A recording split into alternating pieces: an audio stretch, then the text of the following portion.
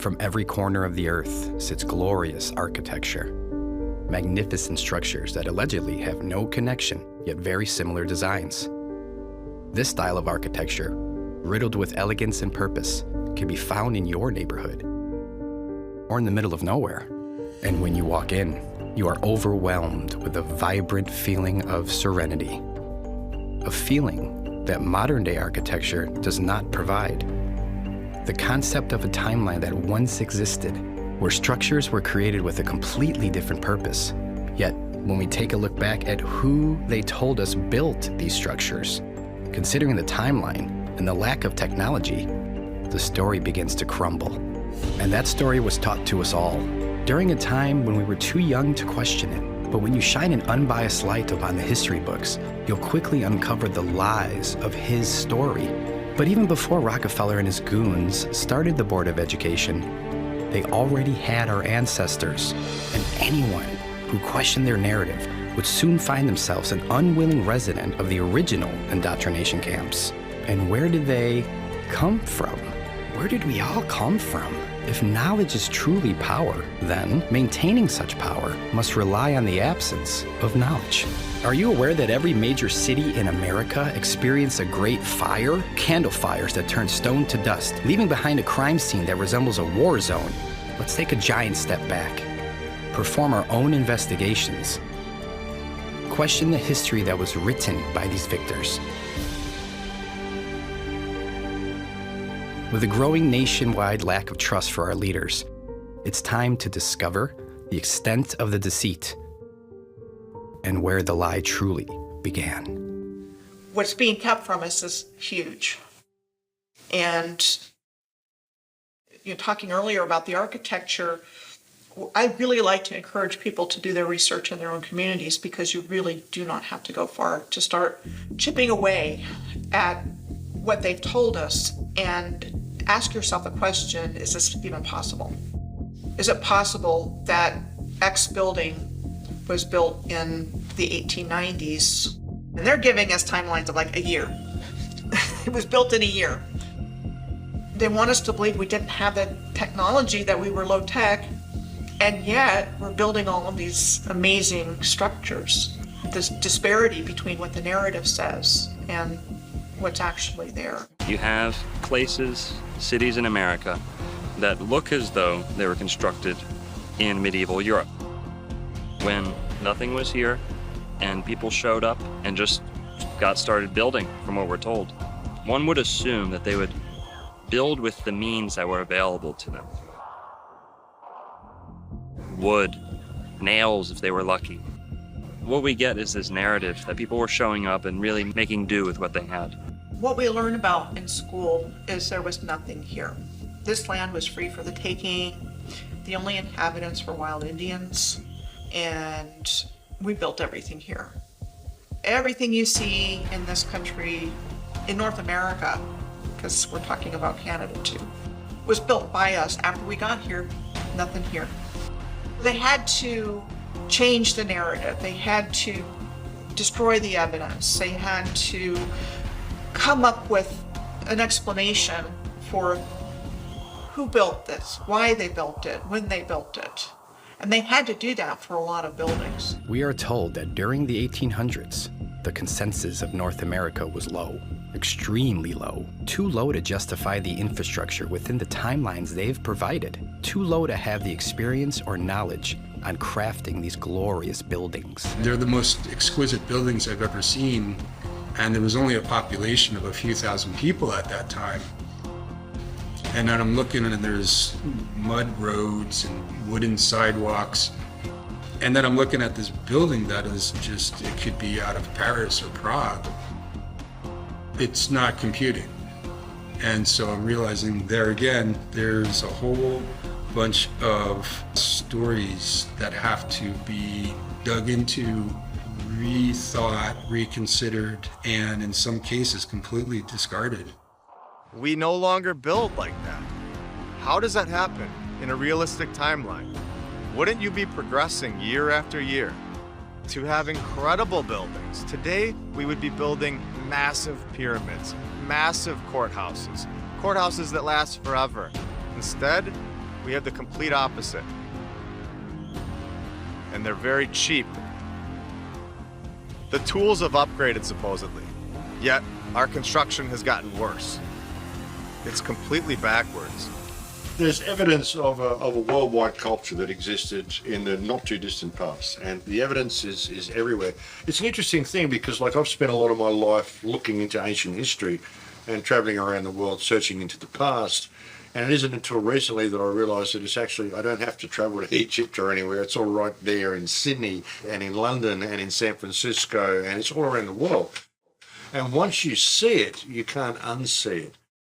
All you got to do is look at the civilization you're living in with the right type of eyes, and you're sort of looking around your city and you're going, well, hang on, what's this building doing here? And why is there a building just like that in the Philippines? Why is there one in Japan? Apparently Japan's borders were closed, weren't they? Why are we finding what we're told is Greco-Roman style architecture in every country on earth? Was it really Greco-Roman style, or is it evidence of a culture that existed, a worldwide culture that existed right around the world in the not too distant past? If I took a picture of this building behind me and asked any of these people, where do they think this building is in the world? I guarantee you most of them would say Rome or Europe somewhere. But no, it's right here in San Francisco. We have buildings like this all over the country, and they want us to believe that they were built in the early 1900s or the late 1800s with horse and buggy. And there's just no way that's true. These buildings were built by the prior civilization, master builders, the old world order. This is the architecture I'm talking about. You'll find this anywhere in New Zealand, Australia, Hong Kong, North America, South America, all over Europe. It doesn't matter where you are, this architecture is replicated. The weird thing is, they akin it to being all built around the 1870s to 1900 mark. So all of the world just shit out of nowhere at the same time. There was nothing before it. Does it make any sense? I don't think antiquity is a long time ago. I think this civilization went just before us. You know, the Edwardians are supposed to be around the time of the First World War. So within grandparents' living memory, yet we know nothing about them. It's the control mechanism that covers it up with the education system. They got the news, they got the narrative, they got, you know, the mainstream to tell you how things are, but the reality is completely different. History goes to the victors, okay? Somebody invaded this place and took over a beautiful, through jealousy, using trade routes, using the sea, and they took over this place. They covered all of this fine architecture with their iconography. So there's literally been a cover-up of history more than one way. If you look at Capitol buildings all over the earth, they look the same. They do. They've got columns, they've got domes. It was not random. And every story we're told in our historical narrative about how a place got started was some guy was the first settler there, bought some land, subdivided it, sold it, and pretty soon you have a city.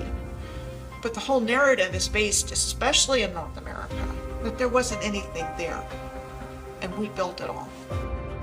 You could look at it, the whole building was a work of art. So there was obviously some pride that went behind that. It wasn't just about making money and throwing shit up as fast as you could. It was about building with a purpose, and that there was symbolism behind these things. They built them to last. They built them with a certain level of artistry and attention to detail and customization. You see, now you'll go through a neighborhood and every home looks the same. This neighborhood, perfect example. But everything had its own identity, and it was steeped in customization and ornate attention to detail. We don't get that now. You don't get that now. Even when you look at the beauty of the buildings from that Tartarian era, if people were actually paying for labour, and you had to get carpenters in there, no, you'd never build buildings like that if you're working by an hourly rate. You'd just be getting it functional. People used to build that stuff because they love to build, because beauty is actually a function. Beauty is actually a function of a creation.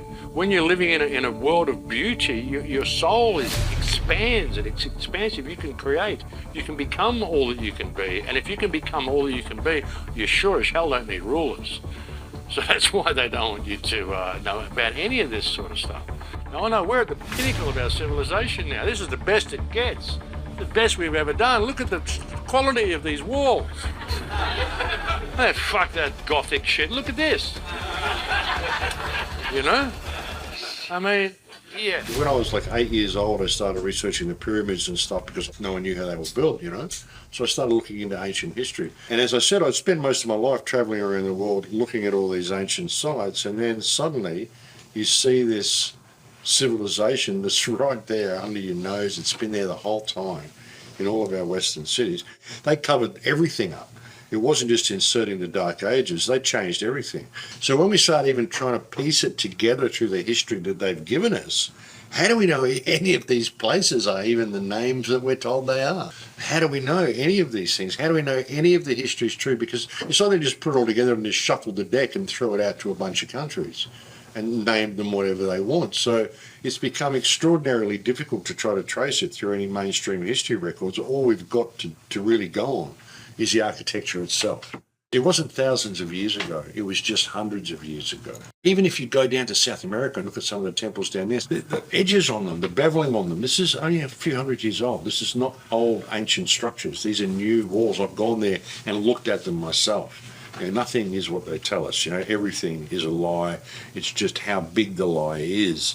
You know, and the bigger the lie is, the easier it is for people to believe it. There's a lot of architecture in the world today on every continent of buildings that are much, much larger than you would think people of our height would build.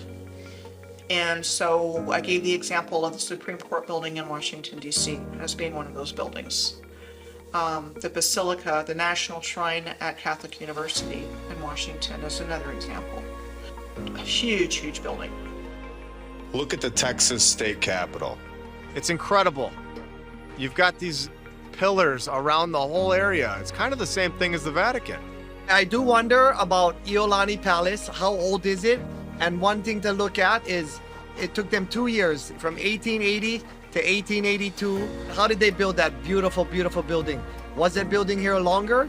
Was it here before Captain Cook? There's no construction pictures and there's none of that stuff. So no power tools, horse and buggy. How is that even possible? When you have St. John's Cathedral in New York City, that's not a style of cathedral. That's the real McCoy. Could you imagine that being built today? I think that everybody would go crazy.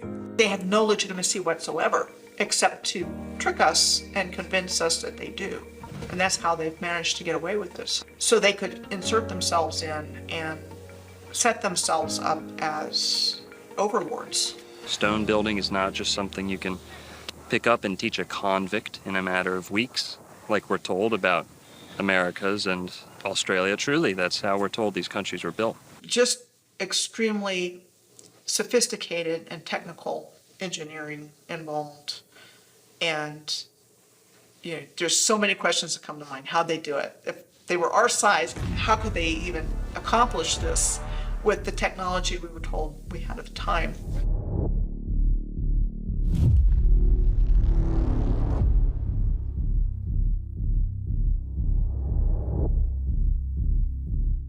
You'll find many of the banks, post offices, government centers, especially 100 years ago, were facilitated in these large, glorious stone structures. So, number one, the rulers wanted the stronger, more durable, more imposing structures for themselves. That sends a message to the people you're ruling over. We're going to play a little game here with two alternatives, right? And you or I, whoever the person deciding between these two is, I'd like for you to pretend you're a world leader. You're not a good one. You're evil and you'd like to rule the people underneath your thumb. Or you're looking to maintain control over people. Bear with me and envision these two alternatives.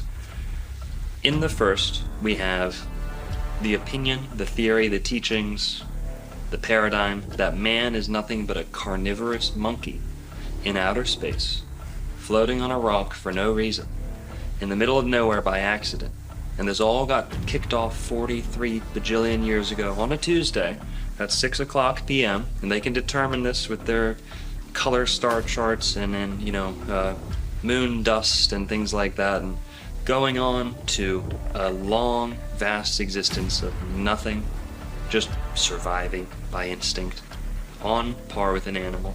Justification for any morals, ethics, no real pursuit of true happiness, no pursuit of harmony and understanding here on the earth. And this is all what we're living in today. There's no spiritual accountability. There's no understanding of beauty.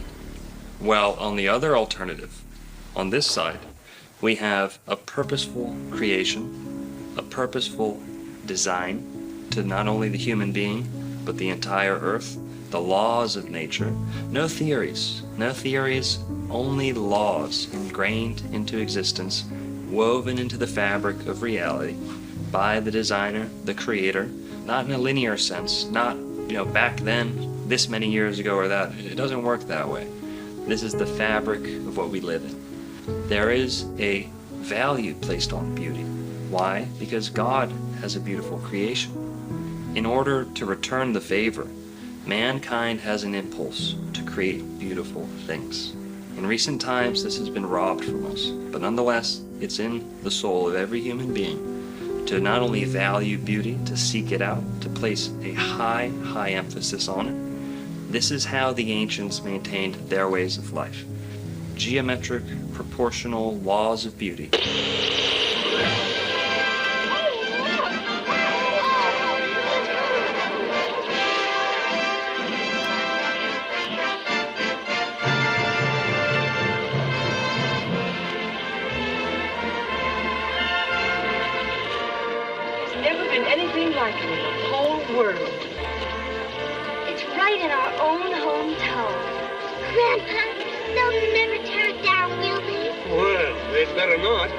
Well, they didn't tear all of them down. Not that they put them up in the first place. The world's fairs showcase many of our ancient structures in their grandest form. Yet, we are sold the story that these are alleged temporary buildings, all being built in record-breaking time for the purpose of a worldly gathering, a gathering to showcase new technology, or perhaps just taking credit for the old. With so many lights on display, one would only assume that power plants and electrical resources such as wiring and even electricians were widely available. However, during this time period, that wasn't the case at all. Therefore, how were these vast areas in the late 1800s able to light the evening sky, like a modern-day theme park? Or was there a different method for harvesting energy? Now ask yourself, what part of these magnificent buildings look temporary? What part of these buildings look rushed? And most importantly, what part of these buildings look new? Or you can just believe these guys. With these World's Fairs, it was all brand new. This is what they tell us. It was meant to be temporary, so they used plaster of Paris and wood and all these other structures. And if you look at the pictures, that's not what you see. You see these massive masonry structures that look like what you see in Europe. They had these in places like Chicago, Omaha, Portland, Seattle, Guatemala. They had them in Tasmania, Georgia, Louisiana, Ohio, Canada.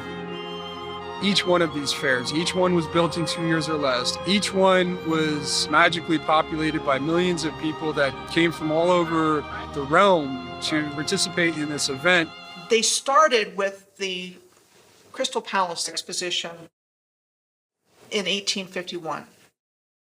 So what they tell us in 9 months, from the moment they conceived of it to when it was built, it was 9 months of getting it all together in this gigantic plate glass structure with fountains and trains and all the bells and whistles. Now, supposedly, they moved that entire structure to a different location in London in 1854, and that in the 1930s, that burned down. So show pictures of this Crystal Palace structure, which is massive, and all the things that are there. Oh, we have to move that, no problem. Oops, it burned down, which is typically what happened to a lot of these World's Fair structures. If you could erase it from history, people don't see it as a potential future. And I think that in itself is, for me, the moral of hiding history, about hiding the old world.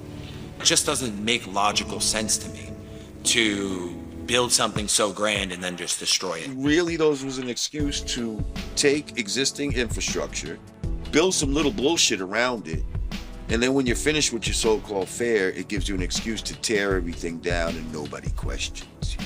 They might have built a couple of these buildings, and you can actually tell the buildings that they built because they look like dog shit. Now, we have buildings that can hold 10,000 people, huge, giant buildings that look like they were made for a larger race of people. Where they say they built it in 2 years, 600 acres, which is, I think, something like 27 million square feet. It's absolutely insane, the amount of architecture they say they built in 2 years. As an architect and somebody who's been building my entire life, designing houses and buildings for 20 years or so, the time frames that they allow for just the planning, the idea that that could just be planned out in 2 years begs credulity. They had these ornate buildings with all kind of moving sidewalks and crazy technology. They had ill things with so many lights, electricity, when electricity was supposed to be a new thing and all of that. They had shit that was like something out of a dream, bro. Well, these are the expositions. They were fully electrified. Some of these examples, they're electrified before electric was a thing. The first electrified city was supposed to be Buffalo. First electrified building was supposed to be J.P. Morgan's in New York, all attributed to Edison. But these things, some of them 1890s, fully electric, and it would have been free energy. They didn't have massive plants to generate electricity. The first one in America was in 1876, and that was the Centennial World's Fair in Philadelphia. The one in 1901 in Buffalo was a major one. The 1904 in St. Louis was the Louisiana Purchase, and then the Lewis and Clark was in Portland the following year. If you define the word exposition, it's telling a story. It's setting the stage, the narration. So these World's Fairs were used as, this is the narrative that we want people to believe and go home with. The World Fairs served to get people with the new program. They said, trains, incubator babies, this is the new norm. Fast forwarding people into the modern industrial age. Everyone's wearing the same beaver hats. Everyone's wearing the same three-piece suit. It seemed like individuality had ceased to exist. The World's Fairs served the purpose of indoctrinating. The World Columbian Exposition was one of the most superb.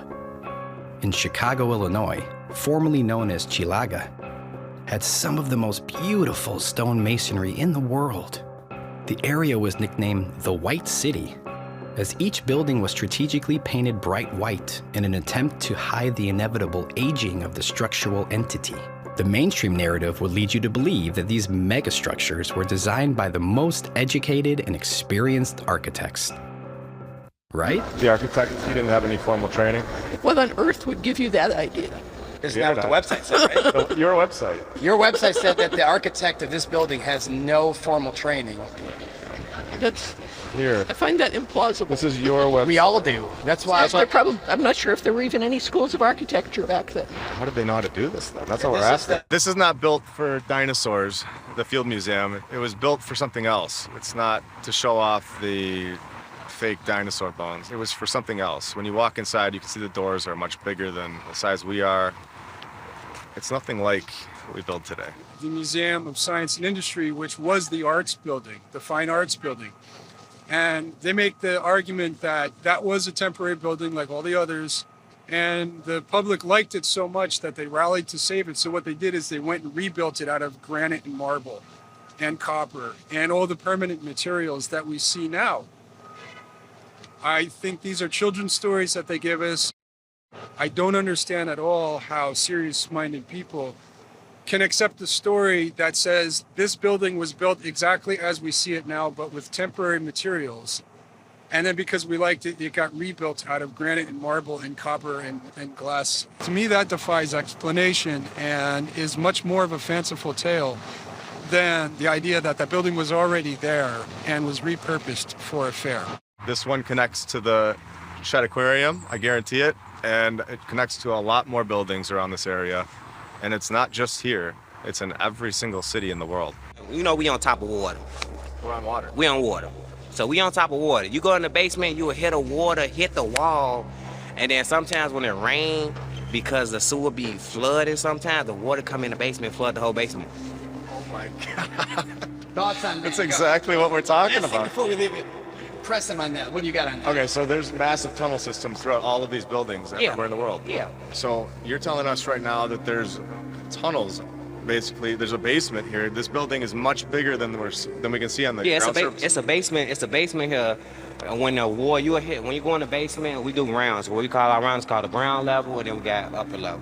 So when we go downstairs to certain hallways, you will hear water hitting the walls. Wow. You have seen the tunnel systems underneath these buildings? According to the information gathered from my grandfather, who got here in Chicago in 1969, well, before that, as far as for what we have here from the museum we're in now, from the Field Museum to the Shed Aquarium to Soldier Field, there are the pathways underneath that are all connected. It's like if you go to McCormick Place, if you go, they got the little tunnels over there too, because they be flooding over there too. Really? Yeah. So it's connected, you think? Yeah. So this whole campus, the whole campus is connected. And we guess tunnels. I was told there's tunnels, you know what I'm saying? It's like the tunnels along the lake that you can go down there, and then it leads you into like a little path. But you know, I heard that from somebody that he was working for 43 years. Really? Been here for 43 years. He been here for 43 years. He retired, I want to say like last week sometime. Have you ever been in them? No, sir. They won't allow access to the public. Okay. And then they only allow access to very, very few of their actual workers here. So you think that dirt in that picture downstairs, you think the dirt is actually there and we put it there to cover up this building, to make it look like it's not as big as it really is? That's a good one. That's good. I feel like we did though. I feel like he made the picture to fake like, I feel like the building was there already. What do you tell your child when you're coming to a new location and they're asking you questions and you have no answers? You will start to create so that way you have a way to answer those questions, or your child will grow up with no answers and forever seeking. So now we're here to give answers. There you go. When they say that these buildings were temporary, what they're basically suggesting is that it's a full-scale model. That is going to be occupied by thousands and hundreds of thousands of people that are coming in and out of these fairs, where they're going to hold together through brutal winters, through hurricanes, through potential earthquakes, with hundreds and thousands of people occupying these spaces. The liability on that alone would have shut the whole endeavor down from the beginning. It wouldn't have been permitted. It's not the kind of thing that's permissible when you're talking about the building trades, when you're talking about a public facility where you're going to be bringing so many people. Now, this takes a huge infrastructure, and it takes a huge amount of people to do something like this. When you see these ridiculous construction photos where it's like popsicle sticks, clear manipulation. All right, so right here you can see they just put the scaffolding up, just like they've done in the past in the original pictures of the construction. Yeah, and they're doing it right now. How hard would it be to just make it black and white and then make it look like they're doing some construction right now? NASA's not the only company to fake a photo, guys. With a lot of these old, glorious buildings, regardless of where they are, you'll find supposed, alleged construction photos. Now, many of these will show simply scaffolding around an already constructed building. If you take an old cathedral and put scaffolding around it, and you're the first person ever to have that cathedral photographed, well, you are ripe to make a case for yourself that you may have built that to begin with, whereas you might have just been renovating that cathedral, repainting it, fixing it, old primitive photo manipulation techniques.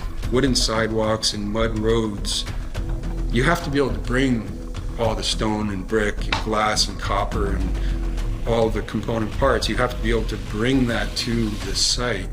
And so just the roads alone, like you can scratch and sniff any aspect of this and the story starts to crumble. But if you're printing these in books or you're presenting them like on maybe a TV documentary, let's say, and it's just an image that's going to come and go, and 99.9% of people looking at them are not even going to scratch their head. They're going to just say, well, there it is. There's the construction photo, and I don't need anything else, because why would I question that? That's absurd. Also, you'll find good old-fashioned cut and pasted, someone with an X-Acto knife out in a early primitive dark room slapping together photos that actually don't belong together to begin with. This technology of its day was a sure way to make multiple images and combine them into one. There was no way the rewriters wouldn't need this for faking construction pictures. And no, it's not Photoshop, but the layering process is very similar. Victorian photography manipulation, using pencil markings and scraping techniques to draw, erase, and touch up any image desired. The easiest way to achieve your goals is to have a white background that you can remove later in the darkroom.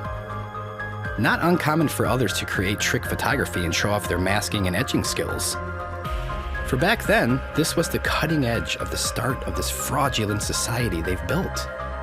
They take an already completed building and they whitewash the skies. They call it vanilla skies. They'll blotch out the sky and cut away from what they want to leave in the photo. They can cut away what was there and replace it with a gray or white vanilla colored sky. Vanilla sky, where the background is cut out and you can see the crop marks, you can zoom in and see where the edge of the building there's a little bit of a blurry edge.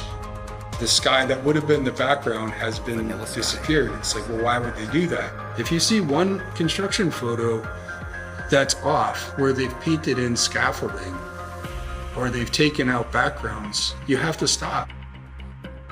Why did they go to the extent to do this? You have to ask that question. And if you see hundreds of photos that are done this way, you have to realize this was an industrial scale effort to create a narrative. Exquisite masonry buildings were built in 1 or 2 years. These take time. I mean, you put 1 or 2 years just into the planning. Well, before that, you have the engineering piece, you have the design. You're not just getting a bunch of artists and builders together and knocking these things out. There's architects involved, so there's the design. Then there's the engineering of it. All of this takes time. These buildings are years in the making.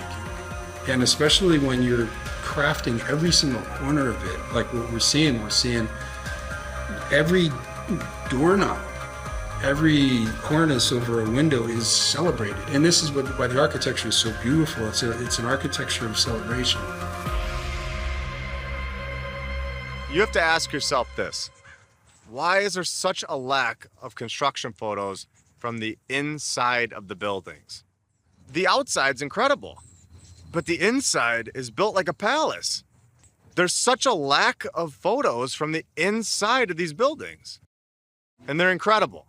When you had the Kleksinski building in Chicago that took 14 years, and then you come back and you look at the one before that, the Federal building, built in 7 years. How is that possible? They're not gonna be able to bring these things all the way up to the top, get these people that have no training, and actually create this amazing thing that lasts forever. In a timeline where they tell you they were riding around on horses and wagons, where this should not be accepted. It's just not gonna happen in the amount of time that they're telling us. We know people cook the books in other areas. We know people have manipulated photos for the sake of deceiving people, just like NASA does. This isn't a new thing. It's an old thing, but it's still being done today. You find photo manipulation. Now, CGI, the techniques have developed substantially. But back then, they thought they were at the cutting edge. They didn't think that they would be caught onto. Or maybe they didn't care. Like, by the time they figure this shit out, who cares? We'll be long gone and who cares? They have their stories. Everything has something to explain it within the last 100 to 200 years. I even called the Illinois State Archives building, and they didn't have information on their own courthouse that's located within 1 mile of itself.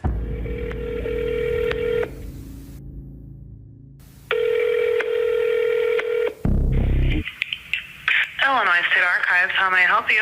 Hey, I was just transferred to you because I was looking at the Supreme Court when it was built, and I was just trying to find like records on it, and it said it was saying like on their website it was saying that it was built in like a year. So I was just trying to figure out if that was true or not. I would have you tried contacting the Supreme Court? Yeah, and they sent me over to you guys. Okay. I don't know what we would have on the building itself. Let me look here. Yeah, it was saying on their website that the keys were given over on February 4th, 1908, but 1908 they also said that they were moving out of the old state capitol building, so I don't know, 2 months, it doesn't sound right. Yeah, that sounds kind of odd. Let's see here. I don't know if we have anything on the building itself. The stories that we've been told are basically just that. They're stories that we're repeating over and over, and we're just regurgitating what they've been telling us. You could either choose to believe it, or you could choose to research and see the truth, that these are buildings from the past civilization. I'm standing in front of the sunken ship parking garage, which is in the exact spot as the Occidental building. Now, the Occidental building was built supposedly in 1882 and was destroyed in the Great Fire. That was that giant masonry, massive 3-4 thick wall of just solid brick and stone that was somehow burned down in a fire. So this is what the modern era rolled out for us. We have the sunken ship parking garage, which is just kind of a thumb in the nose of this world that we're living in now. Yeah, salt in the wound, but I think it's just good that we remember the past and know what used to be there and the glory of the old world as it was. On a lot of these old glorious structures, you'll start seeing old cheap banners, signs just kind of get slapped on to these old glorious stone buildings. They simply don't fit together. These buildings were not intended to become money-driven establishments, and those they kept turned into such. It's funny that we never hear through the passing down of generations stories regarding any of the difficulties a nation would face building a magnitude of stone and brick palaces. Why are none of our grandparents or great-grandparents ever speaking highly of these buildings? If they were truly built in the early 1900s, do you think one of our grandparents would have been like, yeah, I was at the site and I'm so proud of building that? Or my friend, I knew somebody and he was over there building that building? Not one time. Does that sound odd? In order to build some of these buildings in a year, you'd have to have hundreds of people, like daily, sleeping there. You'd have to have people with houses located on site because they got their horse and their wagon. Are they traveling home at night? Where are these horses staying during the day when they're building these buildings? And it's just, the story doesn't add up. If it was really truly built, like they say, then there would be so much proof. And sorry, but saying that a photo wasn't available or hard to take back then, that's not gonna cut it. You've taken a photo before. Why couldn't you take another one? They transported all these materials from hundreds of miles away, and it got there perfectly. There was never an issue. It just isn't logically possible. As an architect of 20 years, I have a pretty good understanding of how materials react to the elements over time. The modern infrastructure of Seattle is at best 140 years old. There's no room in that narrative for a building to be showing the type of weathering that we're seeing beyond. So just to me, that one building alone is further evidence that this city was here for a long time. To me, it's been there for centuries. I would give this building 300 years. I like to look at a building as telling its own story. I'd like to say that stones don't lie. Stones are always going to tell you the truth. And if you look at it through that lens and you let it tell its own story, then something else emerges entirely. There are blocks, stones used in some of the constructions of places like Machu Picchu, even St. Augustine, Florida, just sitting there, a hewn stone that no amount of men could have dragged. It would have taken something larger, something more technologically assisted. That is, of course, unless we're talking about people of substantial size. In many ancient books all over the world, they speak of giants that existed and alongside what we would call regular-sized people now. People who were larger might have had an easier time hauling, hewing, placing, arranging stones of this size that we see in the megaliths of the Americas, that we see in the megaliths of the whole world, may have been the result of giants.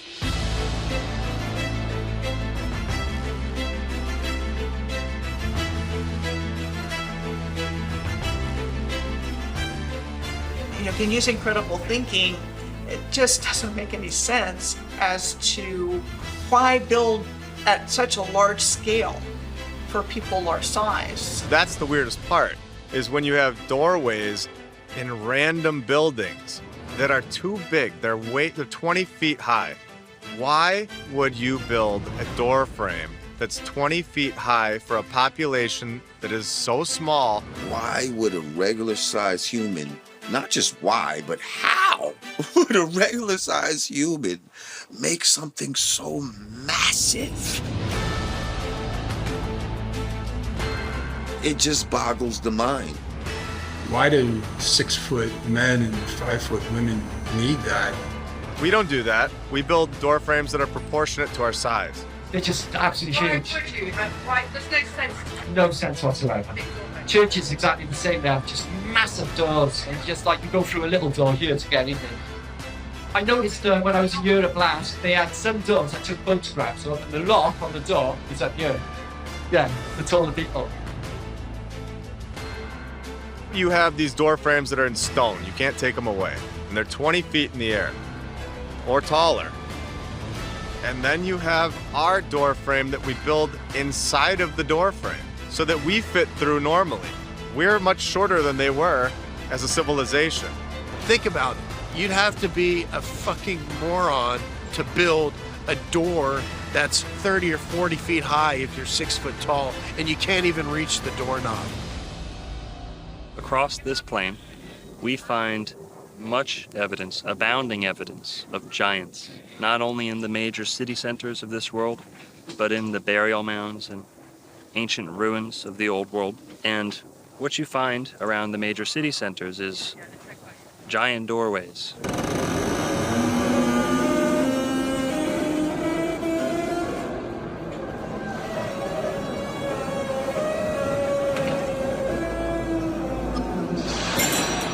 We had giant books. We had giant helmets. We had giant knives, giant samurai swords, giant rifles. We had giant shoes. We had giant crowns. We had giant typewriters, giant bells. Giant this and that, things that don't seem suited for the average sized person, even on the taller side.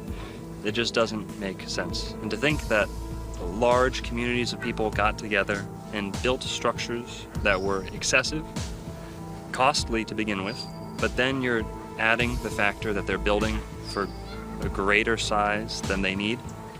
It's not very cost efficient. It's not in line with what we're told about frontier America. So even just compared to me, right, in terms of a hip placement, my knee is up here and I'm 5'11". So these are really large individuals. Really large individuals. And then when you think about it, it's not even that big of a deal, really. Like, what's the big deal? There was giant people.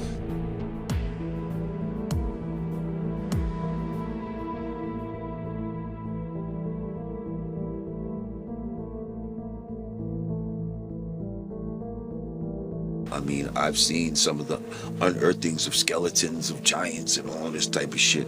Like, and what's so funny is, you know, people will dismiss giants even though there's a myriad of evidence to it, at the very least, suggest that they existed, right? But there's nothing that would even suggest that dinosaurs fucking existed. And y'all motherfuckers believe in them, okay? If you were to find giant bones like that. Oh, give me that. That's yeah. That's the femur of a velociraptor.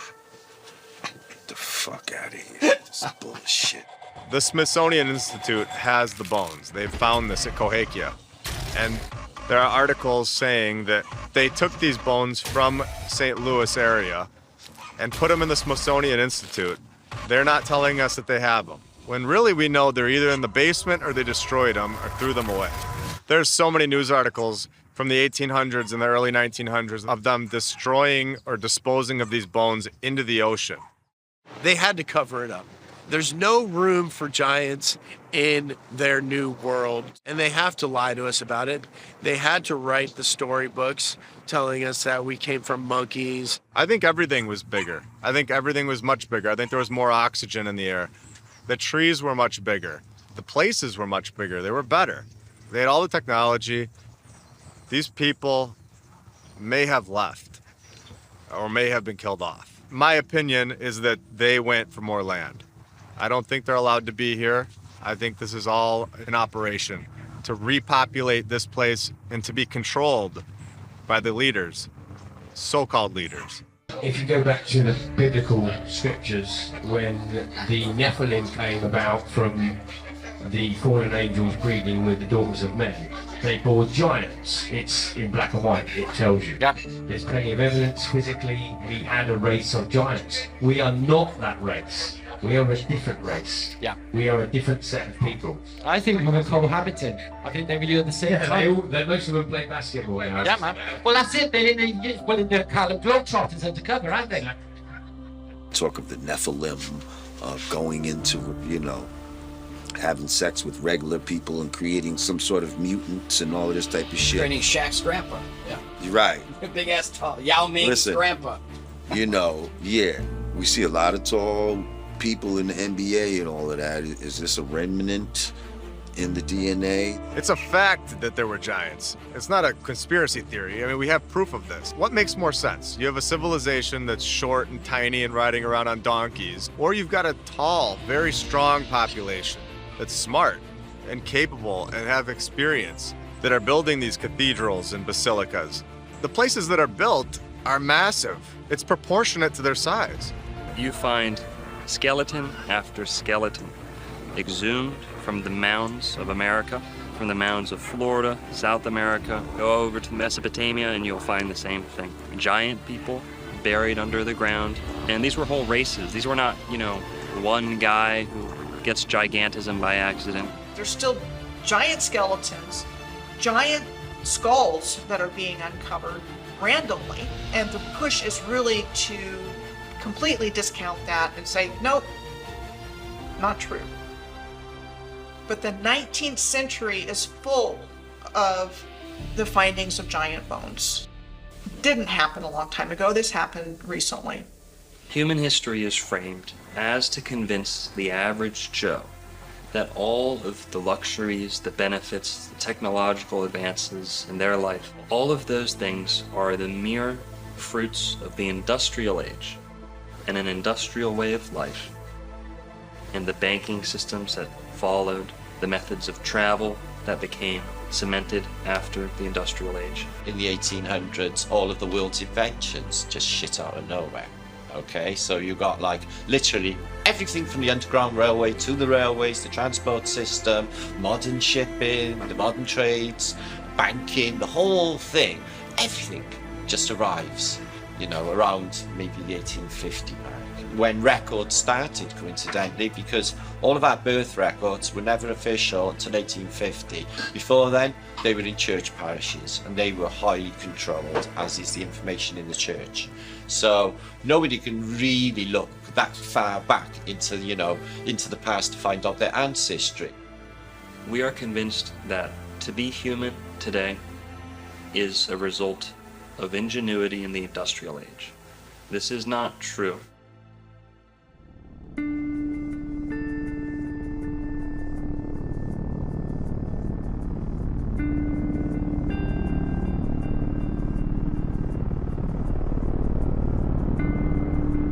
Another element of history they've conveniently helped you forget about. A luxurious form of travel that was promptly removed from our skies. Airships are the oldest form of air travel. They're the most time-tested. Now, they've been taken out of circulation. A lot of people have the false impression, misconception that if you were traveling on an airship, you would be confined to the little cabins that were suspended from the bottom. You know, like the pilot's cockpit. You'd probably feel a little iffy about those coming down, being on the bottom of the ship. It's coming down, you look like you're gonna get smushed. Well, that big blimp is not just a balloon. In many, many airships of the old world, you had access into that large cavity of the blimp. And there were restaurants, there were bars, there were dance halls, things like this. This is all a matter of fact. Why would they build such a big thing and not put anything inside? So it's basically like a cruise, but a comfortable cruise where, you know, you're not sitting in the bottom part of the airship where they normally show you on a blimp. You're sitting in the airship.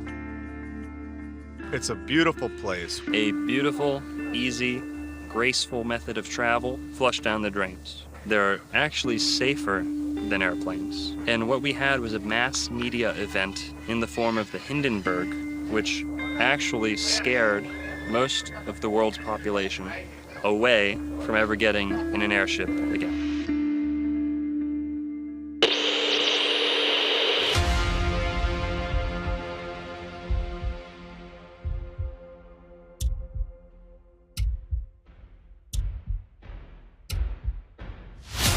It's starting to rain again.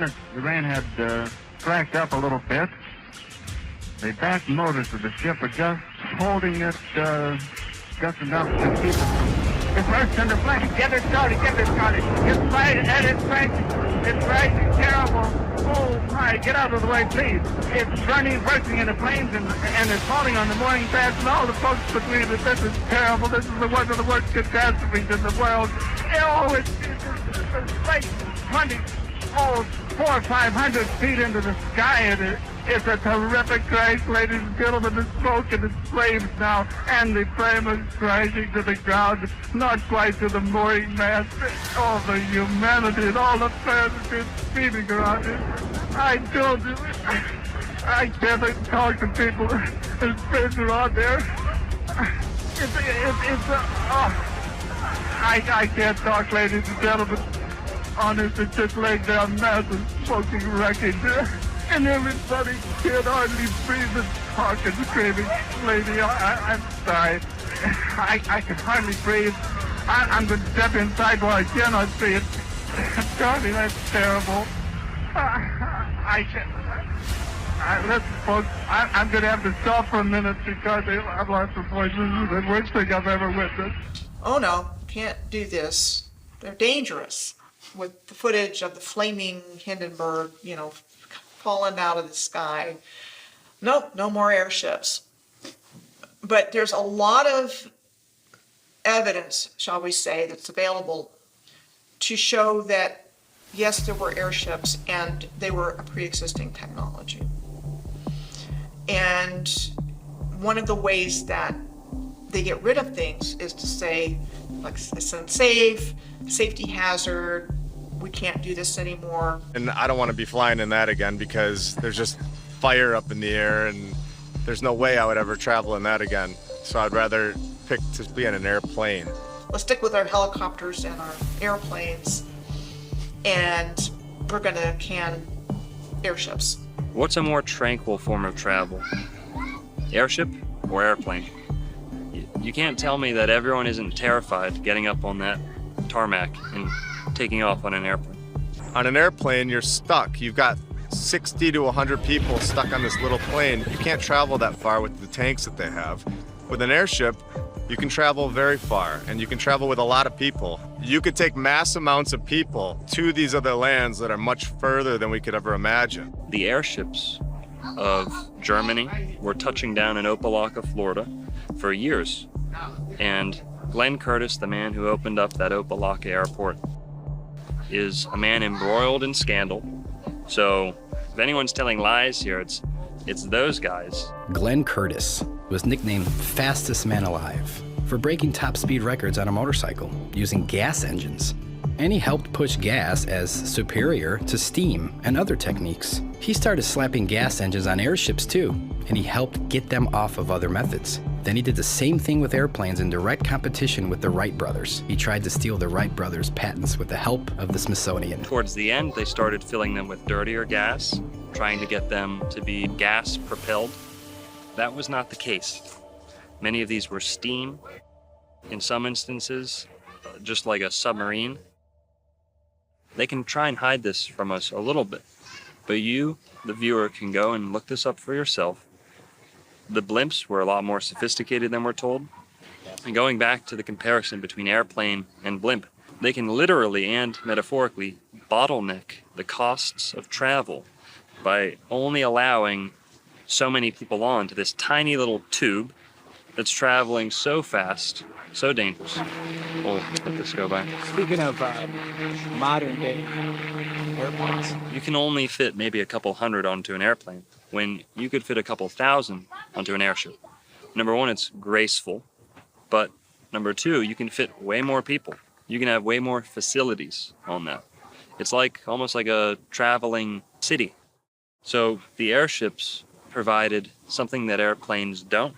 They were safer in terms of the speed of travel, the danger of landing somewhere you're not supposed to. To think, if your fear of flying is caused by open waters, in the case of an emergency, you would now have a way to safely dock on a boat. And a fear of landing could be comforted by a slow docking airship. Things like the Eiffel Tower, which we were told was built for a World's Fair, but there's Eiffel Towers everywhere. this will give you an opportunity for a balloon to come in to your city and mull around, and you get straight out, and it delivers you to the place where you want to be. Now, don't think this is beyond the bounds of possibility. They actually did it.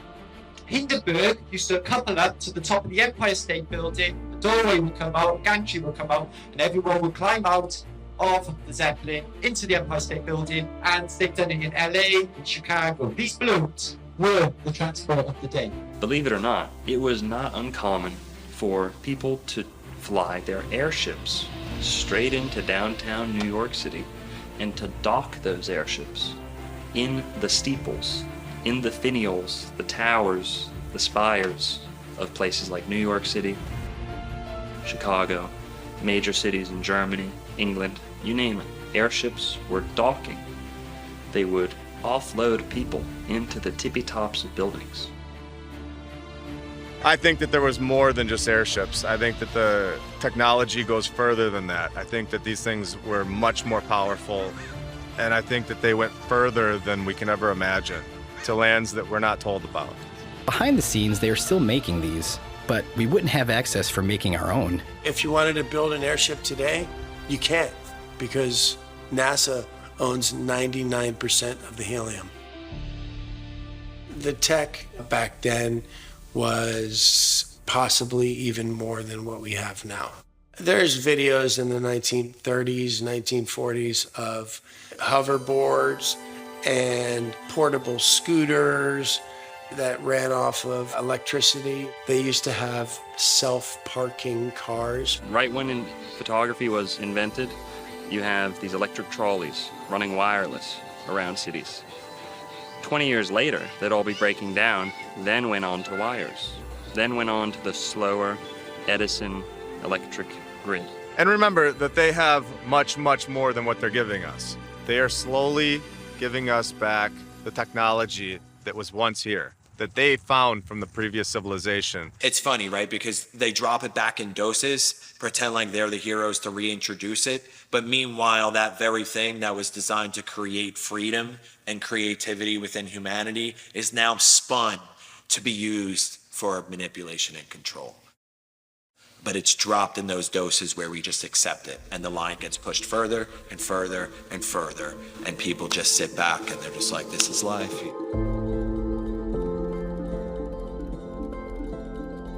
Wireless energy, powered by the ether, existed way before big oil. We all know how dirty the oil companies are, but to think about the things we could have if they never existed. An oil refining process was invented in 1854 by somebody in Pittsburgh. By 1870, John Rockefeller and Henry Flagler established the Standard Oil Company. And so it was like they needed to get a replacement energy source as quickly as possible. And they got it from this mining of resources. Back in the 1800s, mainstream academia had 18 additional elements on the periodic table of elements, ether being one of those, right? And somewhere along the line, when Albert Einstein came out with his theory of relativity and started doing lectures across the country and the world, that anybody that spoke about ether at that time was completely, like, their reputation was destroyed. They lost their laboratories, they lost their teaching jobs, like what we saw in 2020. A lot of times they'll leave the breadcrumbs. A lot of times the truth is in plain sight. So with that, Benjamin Franklin sending up the key on the kite, that's essentially you, the average American, sending up their drone with a copper wire and harvesting electricity straight from the ether.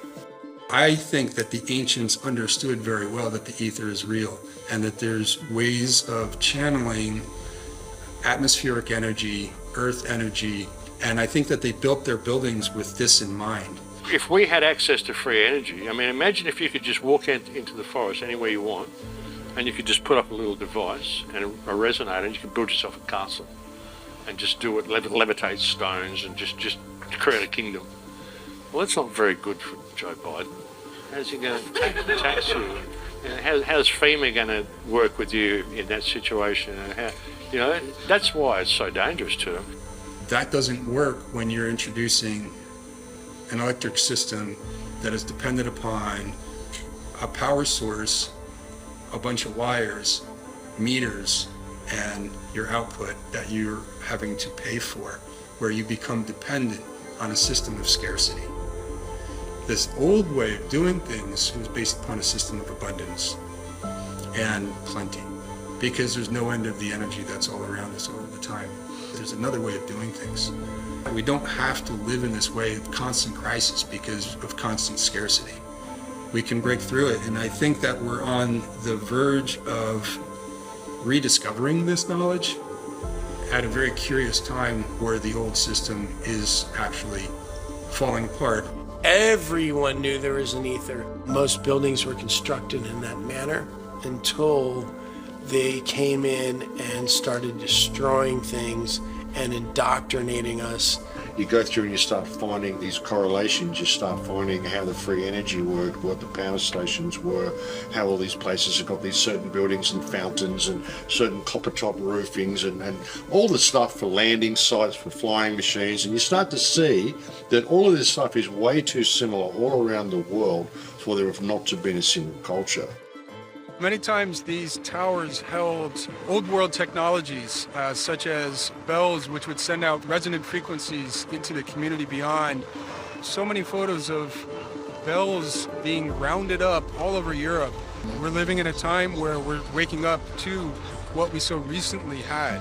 The pipe organ is a healing machine. That's why it was integral to the construction of ancient Gothic cathedrals. The organ was the centerpiece of the church, of the cathedral. Now, around the building, up, down, around, beneath, you had pipes and essentially speakers blasting this music into the cathedral. They placed these beautiful organs under these stained glass windows. which were treated with lead and specific properties. And these, they work like car speakers. They augment the resonance and the sound out into the ether outside. So everyone outside in the community is invigorated, is on a higher state of consciousness, literally being the best they can. And you can see it in the pictures of these people in the day. Everyone is healthy. Anyone who's been around for a full volume, live, authentic pipe organ performance will tell you your bones rattle, your organs start to respond, your hairs on the back of your neck stand up. Walk into a well-made stone cathedral, hear the pipe organ, sit there and saturate in the healing frequencies yourself. Cathedrals are something beyond just a center for worship. They are healing machines. And the pipe organ of the cathedral is just one tiny little finger of this whole realm that we're talking about. You've got star forts, which I call a gateway topic because the same structure exists all over the earth, have been given to us as fortifications that were built for these different wars, which made them military targets. And so they have an excuse for why it was built in whatever location. And then they have an excuse for why it was destroyed. So in school, we learn about one fire. We learn about the Chicago Great Fire. In the case of the Great Chicago Fire, there was a lot of fanfare over Mrs. O'Leary's cow kicking over the lantern. The legend is that Mrs. O'Leary's cow in a barn kicked over a lantern and that caused the entire fire. And poor Mrs. O'Leary and her family had their lives ruined because of this. We only learn about Chicago. And I remember going to summer camp and we're sitting around the campfire and it's one dark night when we were all in bed. Bum, bum, bum. Old Miss O'Leary took a lantern to her shed, and when the cow kicked it over, she turned around and said, "There'll be a hot time in the old town tonight. Fire, fire, fire." And we would yell fire louder and louder with each verse, and we do this like 10 times to where it was echoing back to us across the lake. And now when I think about it, it's like how many kids growing up in America were singing this song about this stupid story. What I realize is that it's like an incantation and it's spell casting. Where did this song come from? It's a story that they wanted the population to come to embrace and believe as part of the founding mythos of the country and who we are as a people. Well, lo and behold, as an architect with the keen interest in history, I come to find out only within the last few years that there were fires in every major city. And then I come to find out that it's not just wooden shanty town built out of matchsticks. We're looking at city after city after city with photographic evidence showing masonry buildings of the most exquisite type. Philadelphia, New York, Boston. You come down to Florida, Jacksonville, Miami. Every major city at one point was burned to the ground. Believe it or not, these were stone cities. These were megalithic stone cities, ancient metropolises that were burned down as if they were made from wood. Very quickly. Now we can speculate as to what the source of that destruction was. From above, from below, arson, biblical destruction, you name it. Nonetheless, every major city in America, if not Europe and the entire world, saw a great devastation by a fire. You'll see pictures of people walking on the sidewalk like no big deal. I mean, that's subjective, but I mean, that's what it looks like. The pictures are strange. The sequence of events that are supposed to have taken place are strange. So, there's just a lot of clues, if you will, that these weren't random events like somebody wants us to believe. If you look at photos of even the buildings that still exist of the old world, they always give a backstory for why they took them down, but it's just curious why so many towers are missing now. And so Pioneer Square is one of those examples. And this was built in the immediate aftermath of the fire. in 1889 is curious because it appears on a real estate map from before the fire in a fully and intact form. In order for stone to burn down, it has to reach 2,000 degrees Fahrenheit. House fire reaches the temperature of 1,000 degrees. That's half. It's impossible for any stone building to be burning down. The 1800s and earlier fires may have been fake. They try to explain away multiple buildings with fire stories and multiple courthouses built on the same site in just a year with the same architect, and they're just demolishing these buildings. This is exactly why my fireplace right here is made of brick and stone, because it doesn't melt. You gotta be an idiot to think that these forest fires are gonna be melting brick and stone. Use your head, guys.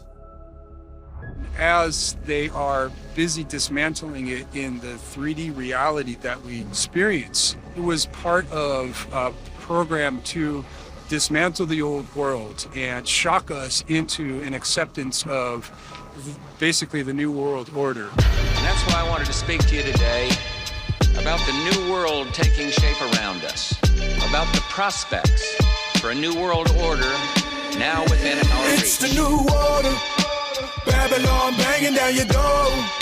The war pigs hungry for war. We rally the troops and raise the sword, once and for all. It's the new order, Babylon begging for your souls. They coming and they want control. Yeah, they coming. We burn their system to the floor, once and for all. Listen, it's time to wake the fuck up.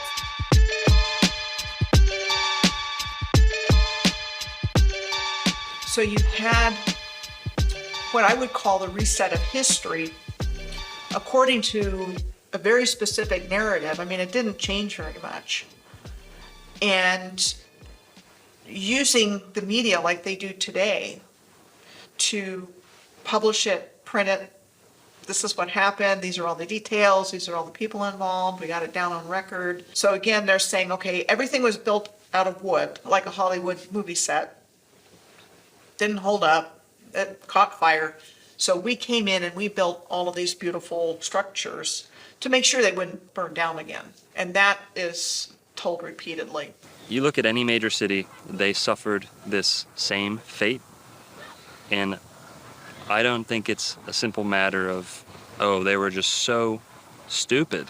They didn't know. They put candles all over the place and let their cities keep setting on fire. The stone courthouses, the stone banks, into smithereens. Now in Jacksonville, we actually had a fire where there are first-hand accounts of people who were escaping the fire, and once they thought they had escaped to a safe distance, were watching the fire, because that's what people used to do back then. You wasn't much of a fire department. They just said, well, it's burning, just time to take photos and watch. And what they actually did was they were sitting up on a hill watching Jacksonville burn. They said that things on their persons started spontaneously combusting. Pocket watches, buttons, things that were made of certain materials were combusting. This was happening back in the late 1800s, early 1900s. Cities would spontaneously combust with no sufficient cause, no suitable explanation. But they're in a covered carriage. What happens? Materials on their body are still spontaneously combusting, out of nowhere, sparking into flames. Now, how could that be the case if this is a local fire spreading to anything that it touches? These people were hundreds of yards away, if not more, from the fire. There weren't embers falling on them that they couldn't see, because like I said, they were already in the cab. So this is just one instance in Florida, and you can go look up your own city, the closest major city to you, and you'll find this same fate. You look at destruction from World War I, World War II, it looks exactly the same. So these weapons have been around for a long time. The biggest factor to 9/11 was the erasure of evidence. Erasing the evidence of the wrongdoings of the government, the financial institutions, you name it. You had evidence being destroyed. What do they call it? Jewish lightning? For lack of a better word, insurance fraud, destruction of evidence. Those two typically go hand in hand when we're talking about buildings falling down out of thin air.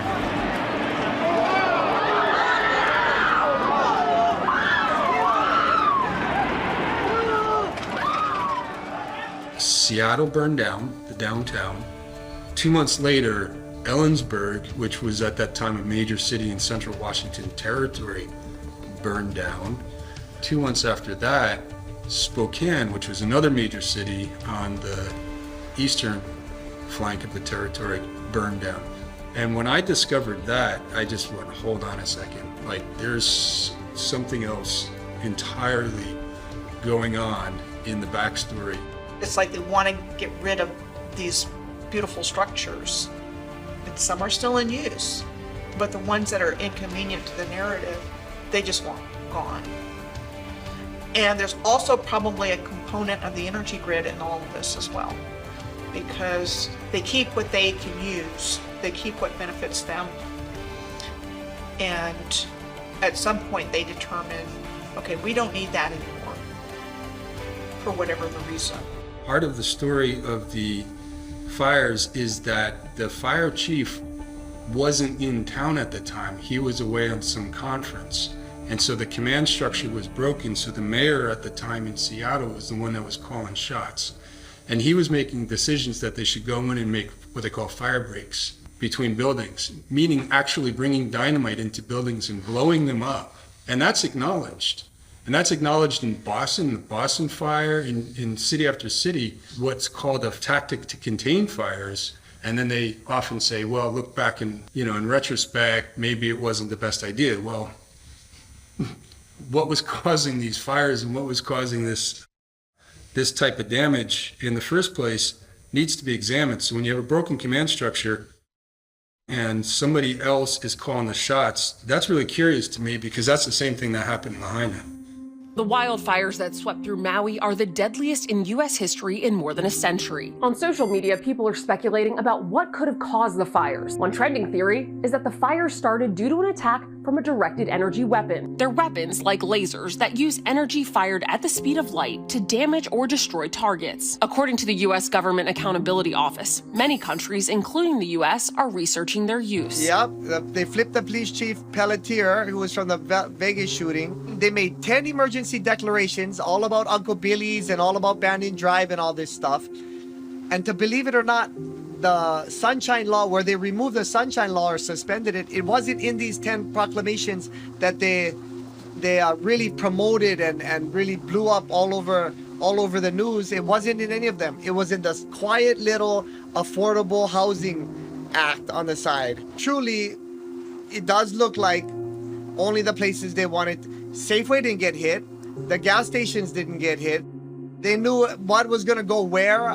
It's either they did it from the top with the laser energy weapon, like others say, or it came from the bottom. But one thing was crazy is that over 24 hours later, they were still letting the fire burn. The fire was blowing so fast, the wind, it said it moved 1 mile in 10 seconds. Only thing I would think in my head could move 1 mile in 10 seconds. Some kind of boom one time, the whole place. With the fires from Maui, I mean, I've got these rows of cars that are just completely burned. Honestly, none of it looks like a fire. It looks like it's been destroyed with like some weapon or something from an angle. Just completely destroyed by a direct energy weapon. Just buildings sliced in half. You have melted cars, you have melted everything. I mean, it just completely looks like a war zone. Send a laser from a directed energy weapon against the community and then step back and say, oh, that was natural, or too bad, so sad. And all those people are left homeless and they don't get any help.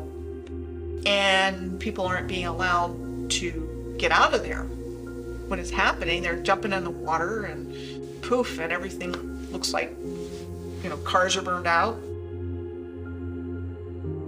And people are going, whoa, what's going on here? And they're not getting any answers. And the current administration also has the slogan of Build Back Better, which was the excuse given for these other great fires. Well, everything was wooden. So look what we did. We built it back with this solid brick.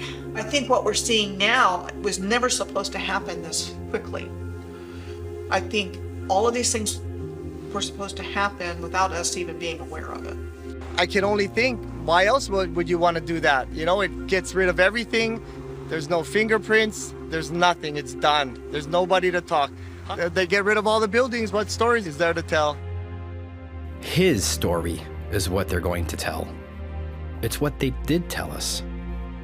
Distorting a timeline, laced with cover-ups and preventing public awareness of our own cities being destroyed. How powerful are these weapons? And when did they truly originate? So this frog should have turned to ash. It even has some ashes on the bottom. It's kind of gray.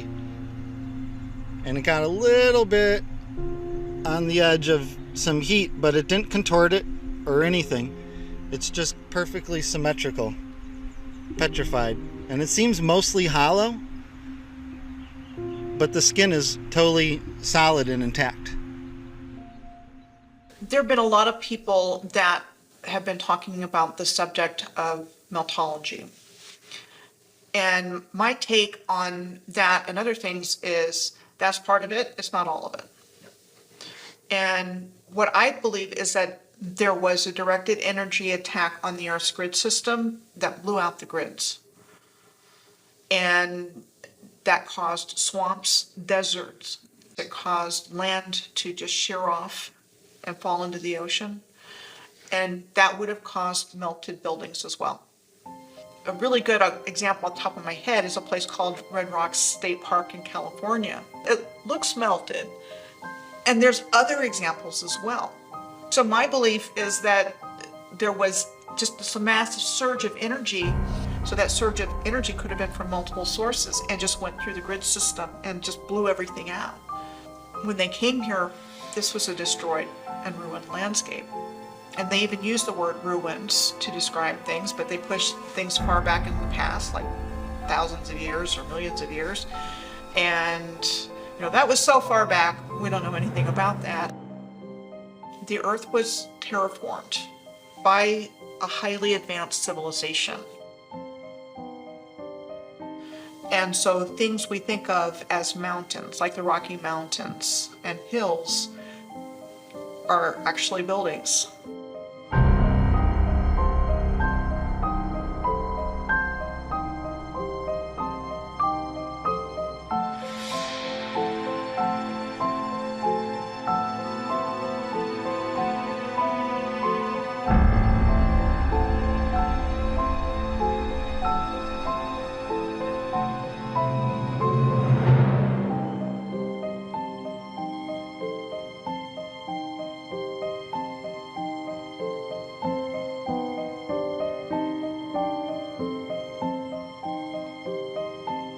When you look at the city of San Francisco from the early 1870s, and not a soul around, vast emptiness with a fully intact city, and nothing's out of place except that there's no people. And so what it looks like to me is they went into a city that was already there.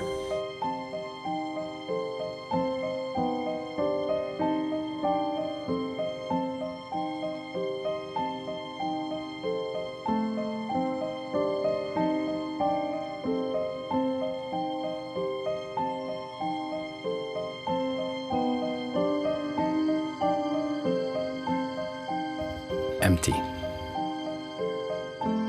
Nobody around. So odd. Wait, wouldn't the Tower of Jewels be visible somewhere on this map? Remember, from the World's Fair in San Francisco? It shouldn't be, because that was 37 years after this photograph was snapped. Oh, yes, of course. It looks like it's already there.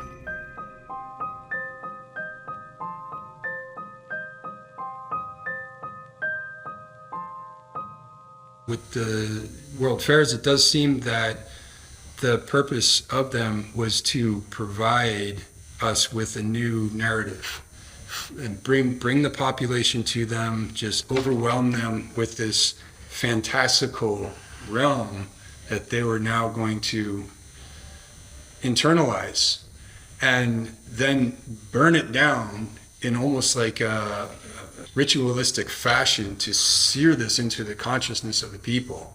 The populating of the Americas was not as authentic, organic as people might have been led to believe.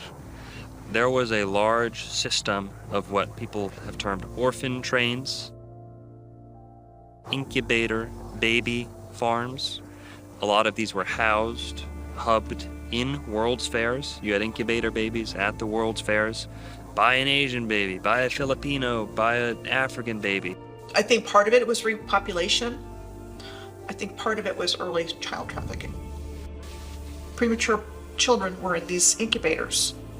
You see pictures of these, nurses in their uniforms in a room filled with baby incubators, with people paying admission. With our increased awareness today, we've got things like Planned Parenthood and other things going on.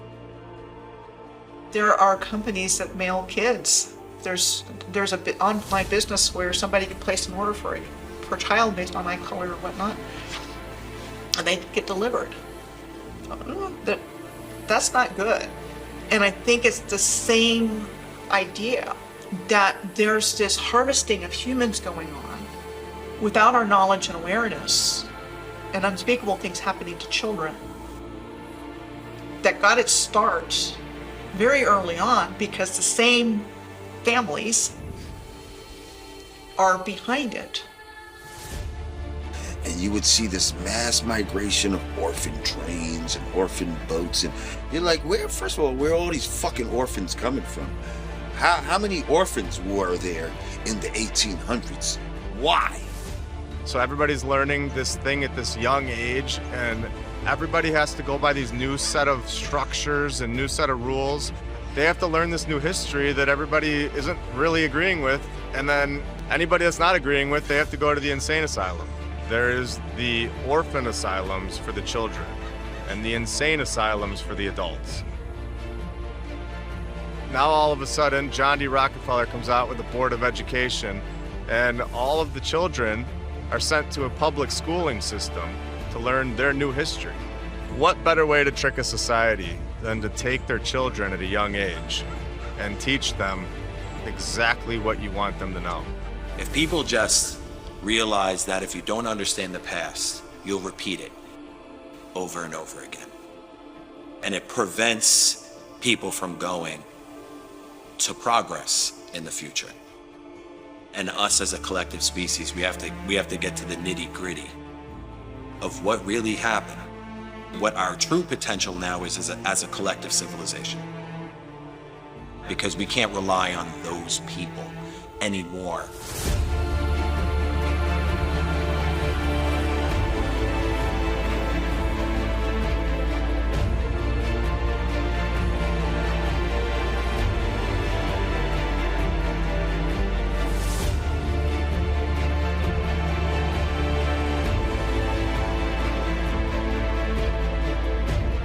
How does any of us know? And I would ask my father this all the time. I would say, Dad, how do you know you have a great grandpa? How do you know? None of us know. It's the truth, Those are things, and people can sit there and say, you guys are off your rockers talking about this stuff, but I mean, look who we're accepting the official story from. All I've ever known my whole life is that we don't know how we got here, and we don't know why, we don't know when. If Americans are sitting there one day and say, I don't know how I got here, I don't know why, and I don't know when, well, then you've been reset.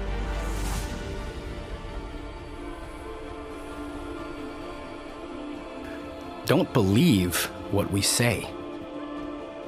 Go out in your own communities and do your own research. There's plenty of buildings that they left for us to examine. Once we can all wake up collectively, then we can come to realize what they have truly done to us.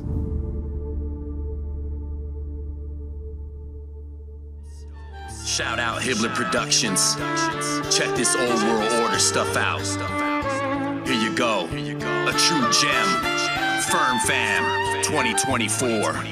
Sift through the lies of indoctrination. Ancient civilization laid to wasting.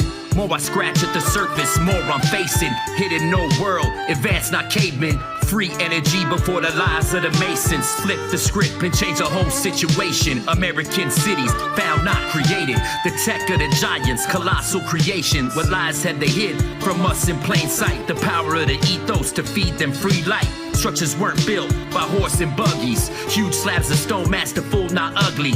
Old photos show marvels that's been there. Miles from quarries, not anywhere near there. Research the old world right now, I declare we taking back our world from those who feed fear. Yo, it's that old world order, the new world slaughter. Don't drink the water, raise sons and daughters. Teach them the truth, blessed from the Father, and rip the chains right off us. Yo, it's that old world order, the new world slaughter. Don't drink the water, raise sons and daughters. Teach them the truth, blessed from the Father, and rip the chains right off us. This is the age of Tartaria, massive mud floods and real history, not the Chronicles of Narnia, where the Tesla get his coil. Sustained energy, not the Rockefeller's oil. Who writes history?